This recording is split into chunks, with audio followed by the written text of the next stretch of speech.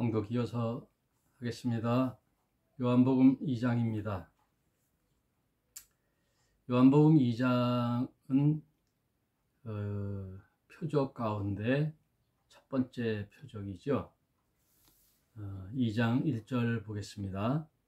사흘 되던 날에 갈릴리 가나에 혼인이 있어 예수의 어머니도 거기 계시고 예수와 그 제자들도 혼인의 청함을 받았더니, 아마도 예수의 어머니 마리아의 친척의 한 분이 혼인이 있었던 것 같아요. 그동안 예수님은 이제 세례 요한에 의하여 하나님의 어린 양으로서 증거를 받다가 이제 그에게 세례를 받고 이제 공식적으로 메시아의 공생애를 이제 시작하게 되면서 오늘 2장 1절의 첫 표적이라는 것은 이제 사인이죠. 사인. 요한복음에 특별히 7표적이 되면서 예수님은 하나님의 아들로서 오는 메시아다. 그 표적이 나타나요. 여러분, 이제 하나님만이, 예수님은 하나님과 인성 또 신성, 이 두 성품이 결합됐죠. 신이면서 사람으로 오시는 거죠. 또 사람이면서 신의 성품을 갖고 있죠. 그래서 성경에서 가장 논리적으로 지식적으로 이해하지 못하는 부분이 또 이해를 요구하는 것도 아니고, 예수님은 신의 성품을 갖고 또 사람의 인격을 가지고 왔죠. 그래서 이걸 신학적인 용어로 이성일인격이라고 그래요. 그래서 뭐 수학적으로 50 더하기 50은 100. 그래서 신과 사람의 반반이 아니라 100 더하기 100은 100이에요.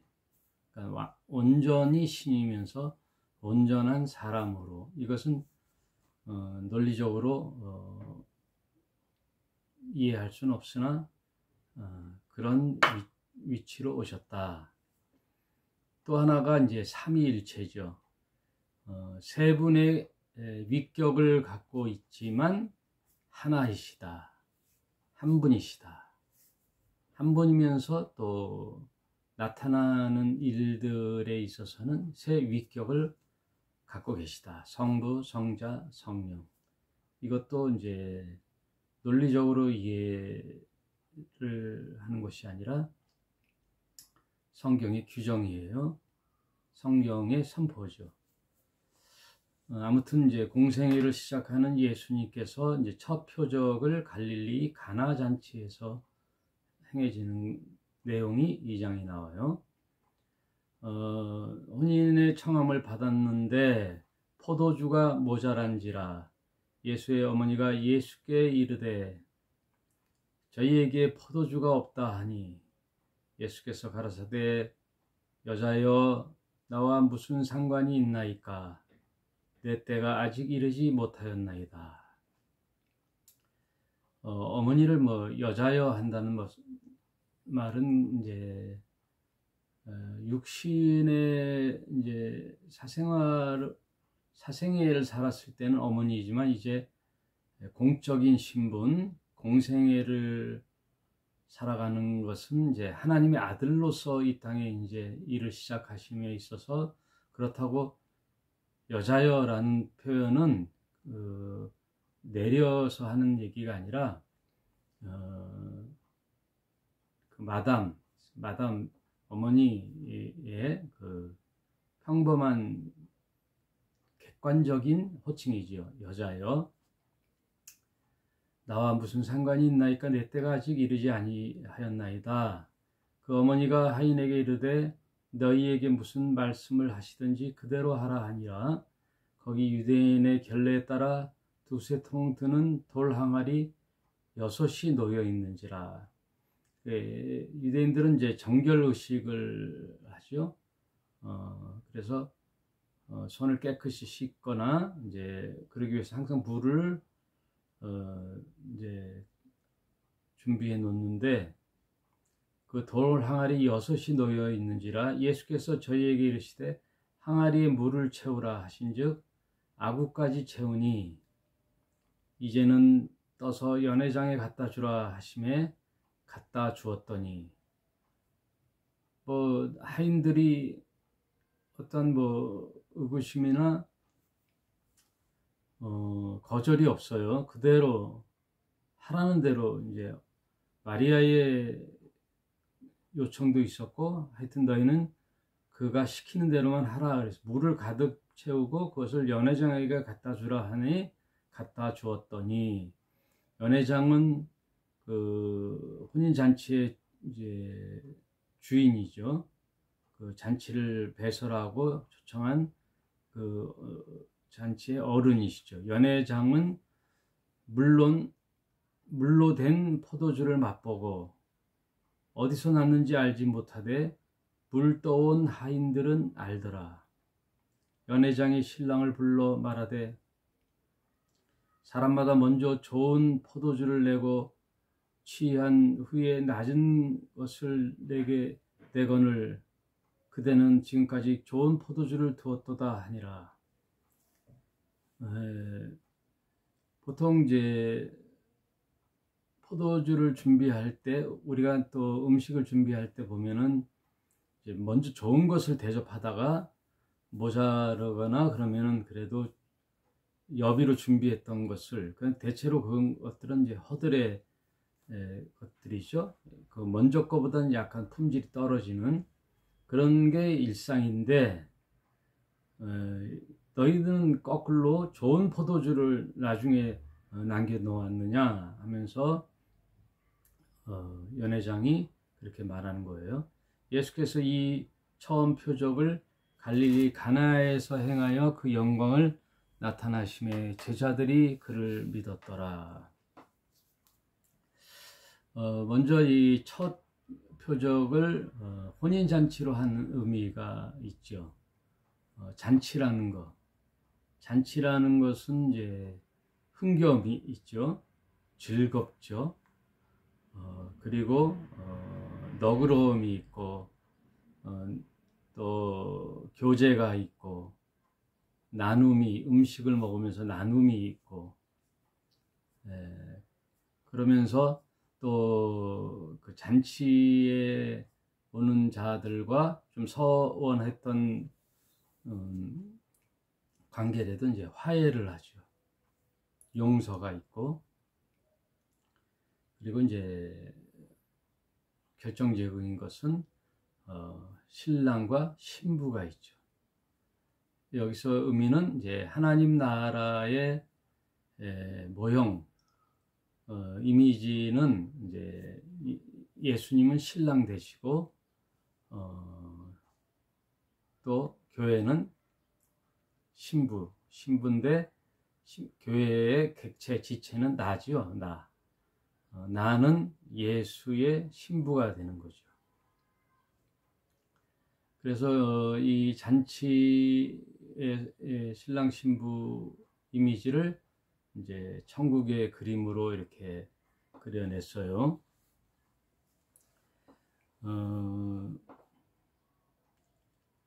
보통 우리가 이 세상을 생각해 볼 때는 이 세상에 사람들을 이제 어두운 그 세상 속에 외로이 사는 자들을 성경에서는 많이 이제 언급을 하죠.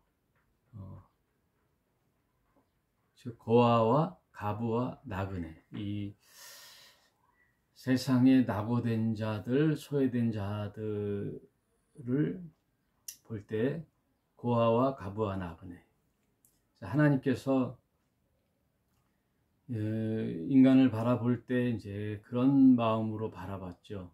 유리하고 방황하는 고아와 가부와 같은 신세들, 나그네와 같은 인생들을 보고 하나님께서 이 땅에 그의 아들을 보내주시면서 신랑 대신 예수의 이미지와 또 하나님 아버지는 아버지의 이제 성품으로 이 인류를 바라보시죠. 아버지. 고아는 뭐예요? 부모님이 없는 자들이죠. 아버지가 없는 자들. 가장 이 세상 살기 힘든 자들. 고아. 그리고 가부는 또 어때요? 가부는 남편이 없는 거죠. 남편 없는 서러움. 과부는 세상 남자들이 다 이제 우습게 보죠. 찝적대고. 과부가 그래서 서러운 거죠. 그리고 의지할 데가 없고 이 세상 살기가 참 힘든데 예수님은 신랑 되셔서 오시는 거예요. 그 다음 이제 나그네는 정처 없이 떠돌아 이제 이 마을 저 마을 이 산 저 산 떠돌아 다니는 이 고아와 가부와 나그네의 이미지는 즉 결핍과 고독, 외로움, 그리고 이제 허망한 인생, 그것을 의미하는 거예요. 결핍. 하나님과 단절된 인류는 이렇게 고아와 가부와 나그네의 신세라는 거죠. 거기에 하나님께서는 아버지가 되어주시고 예수님은 남편이 되어주시고 나그네는 집도 없이 정착하지 못하고 유리하고 방황하는 인생길에 아버지 집에 돌아와 잔치가 있는 아버지 집, 고향집. 그래서 이제 누가복음 15장 보면은 탕자의 비유에서도 타국에 가서 돼지도 먹는 쥐염 열매도 못 먹는 신세가 된 그런 둘째 아들이 내 아버지 집에는 하인들도 풍족하게 먹거늘 나는 여기서 줄여 죽는구나 하고 회개하고 후회하며 집으로 돌아올 때 아버지는 어떻게 해요? 그 아들을 부여잡고 얼굴을 비비며 입 맞추고 손에 가락지를 끼워주고 신발을 다시 입히고 새 옷을 주면서 그것은 이제 아들로서의 이제 회복이죠. 그리고 동네 사람들을 불러 송아지를 잡아 잔치를 벌이는 그렇게 묘사하는 거죠. 여기 아버지는 하나님이시죠. 그리고 그 집 나간 둘째 아들은 아담적 실존을 얘기하는 거예요. 아담적 실존. 이 누가복음 15장의 탕자의 비유 이 한 페이지의 내용이 성경 전체의 내용이에요. 성경 전체. 창조, 타락, 구원, 종말. 그러니까 아버지와 함께 그 결핍이 없이 살다가 집을 나가 허랑방탕하게 소비하니 아버지와 단절된 이 둘째 아들은 거기서 줄여 죽는 죄의 결과, 고통의 결과, 단절의 결핍의 결과를 이제 맞닥뜨리다가 돌이켜서 하나님께 돌아와서 회복되어 아버지의 상속을 받는 그것이 성경 전체의 내용이죠. 그게 아담적 실존의 내용이에요. 그래서 이렇게 성경은 성경 전체의 내용이 있고 또 부분적인 내용이 있는데 서로 일맥상통하는 그것을 문장 구조상 프랙탈 구조라고 하거든요. 프랙탈 구조. 우리 몸이 온 우주와 닮았다 그래요. 그 우주 안에 이제 또 세포가 있죠. 우리 몸의 세포. 세포 안을 들여다보면 또 우주가 보이고 이런 세상은 이제 어떤 한 부분에서 전체를 알 수 있는 프랙탈 구조로 되어 있는데 성경 전체 내용은 잔치예요, 잔치. 그래서 예수님도 비유로 말씀하실 때 잔치를 배설하고 임금이 사람들을 초청했다 그러잖아요. 혼인 잔치를 베풀고 초청하는 거죠. 그래서 여러분, 교회를 오는 것은 기뻐해야 돼요. 잔치예요. 매주일 잔치예요. 교회는 매주일 잔치예요. 예배라는 것은 잔치예요. 잔치. 아버지께서 와서 자녀들이 노래가 있잖아요. 잔치집에는 노래가 있잖아요. 교회에 와서 오랜만에 보는 지체들과 서로 인사를 나누면서 즐겁게 찬양을 부르고 노래하며 또 예배는 기쁨이 넘쳐야 되죠. 기쁨이 넘쳐요. 그래서 우리 교회 이름을 처음에 제가 한동안 부활의 교회라는 이름으로 하다가 이제 코로나 끝나고 다시 대면 예배를 드리면서 교회를 다시 시작하면서 교회 이름을 뭘로 할까? 그냥 부활의 교회로 할까 고민하다가 이제 좀 교회에 기쁨이 넘쳐야 되겠다. 하나님을 믿는, 또 예수님을 믿는 우리 신자가 얼마나 기뻐요. 구원받은 백성인데 여러분 복을 받으려고 막 애쓰는데요, 여러분 복을 받았어요. 저와 여러분요, 상상하지 못할 큰 복을 이미 받았어요. 그 복을 받은 자들로서 사는 거예요. 그러니 복 받은 자들이 매일매일 뭐가 넘쳐야 돼요? 기쁨이 넘치는 거예요. 그래서 기쁨의 교회가 많죠. 기쁨의 교회. 에덴이라는 동산의 이름이 기쁨의 동산이에요. 또 같은 말로 희락의 동산, 희락이 넘치. 희락으로 할까? 환희가 좋겠다 그랬더니, 환희하면 또 과수가 있고 옛날 담배 이름에 환희라고 했어요.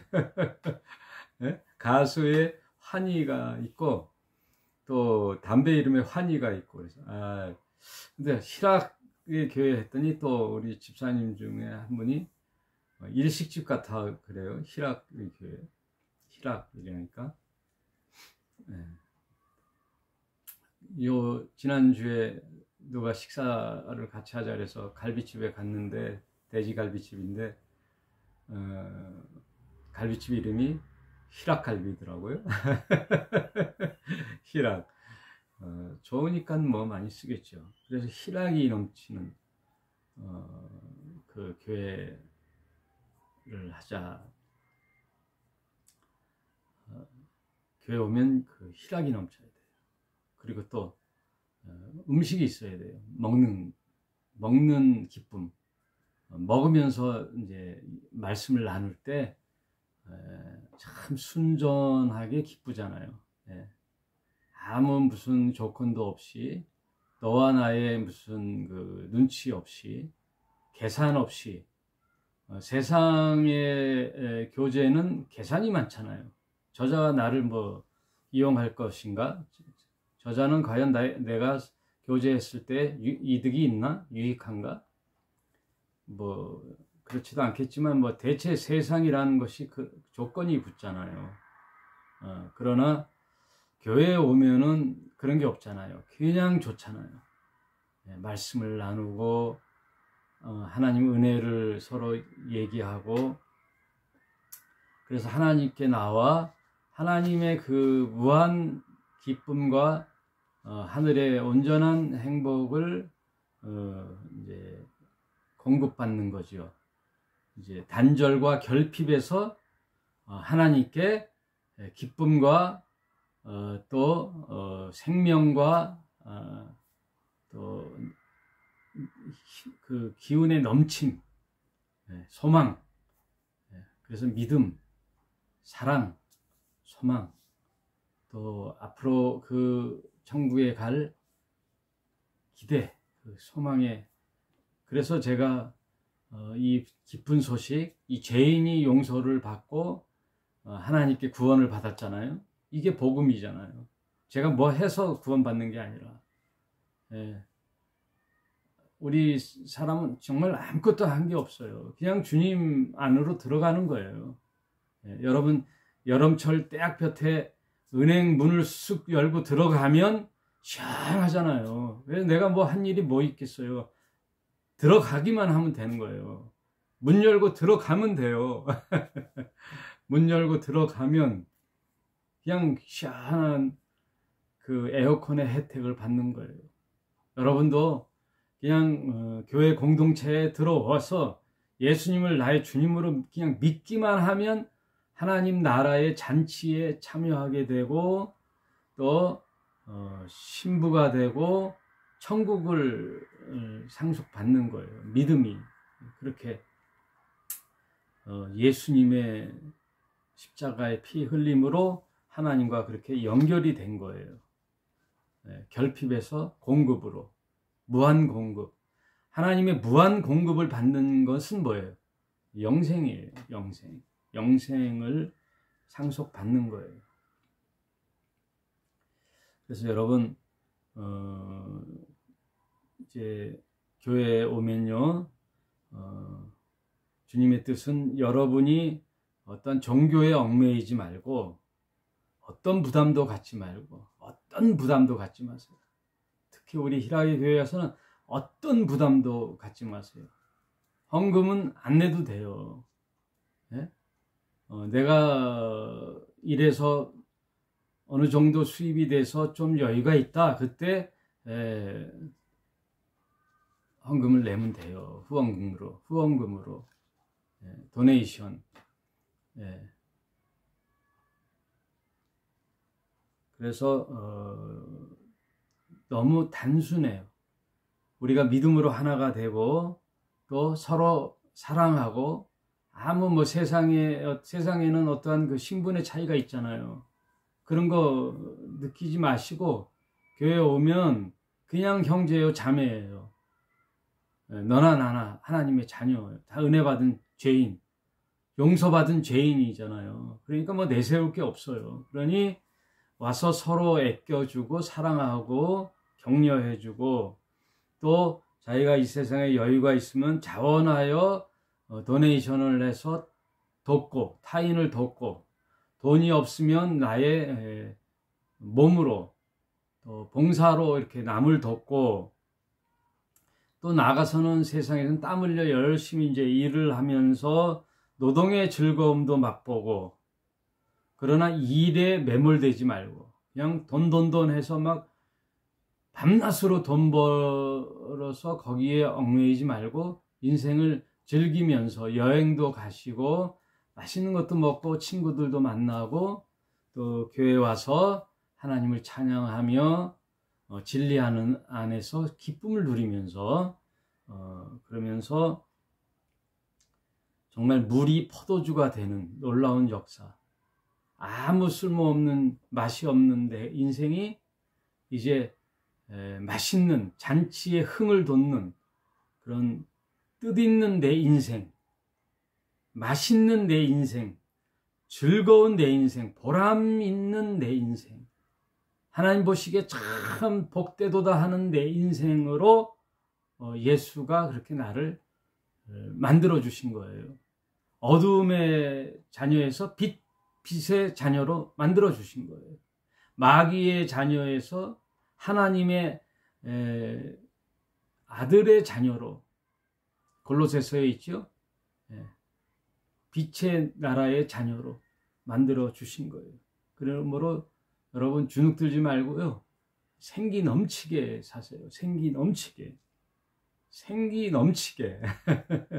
희락으로 그렇게 사시기를 바랍니다. 여러분 늘 말씀이 나를 그렇게 만들어 주시죠. 여러분 사람이 살다 보면 또 돈이 궁핍해지고 없어서 또 코가 석자로 빠질 때도 있어요. 누구나 다 겪어요. 그러나 우리가 믿음 안에서 늘 승리하고 거기에서 자초되지 마시고 다시 한번 하나님께 기도해서 성령 충만 주시옵소서. 예, 그래서 우리 기도는 오직 성령 충만을 구하라 그랬잖아요. 성령님이 내 안에 들어오면 이제 다 가진 거예요. 예, 나의 피로도 채워주셔요. 나의 피로도 채워주신다고요. 여러분 염려 마시고 믿음으로 승리하는 우리 희락의 교회 저와 여러분이 되시기를 주님의 이름으로 축복합니다. 감사합니다.